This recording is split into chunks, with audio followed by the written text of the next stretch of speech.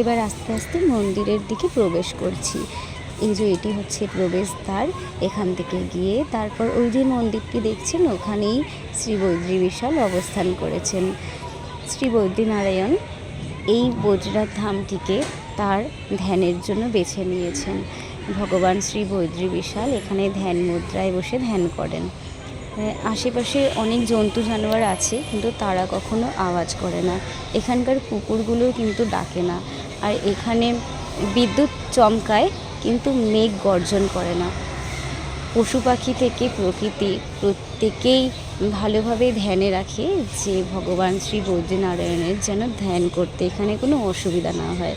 এই দেখুন, আমি যাই হোক পুজো দিয়ে বেরিয়ে এলাম। মনটা এত শান্ত হয়ে গেছিলো, মানে অনেক জন্মের পুণ্যের হয়তো ফল এই বদ্রীনারায়ণে আমি দর্শন করলাম। বদ্রীনাথ মন্দিরে আসতে পেরেছি, তার জন্য নিজেকে নিজে খুব সৌভাগ্যবতী মনে করি। জানি না ভগবানের কৃপা পেয়েছি নাকি, তবে ভগবানের কাছে একটাই প্রার্থনা রইল, আপনারা সবাই ভালো থাকুন এবং সুস্থ থাকুন। ভগবান শ্রী বৈদ্রী বিশাল আপনাদের সবাইকে সুস্থ রাখুন।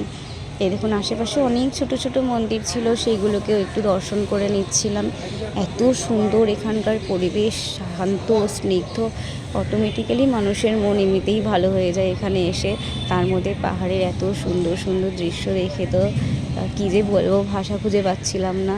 তো যাই হোক, এই দেখুন কি দারুণ।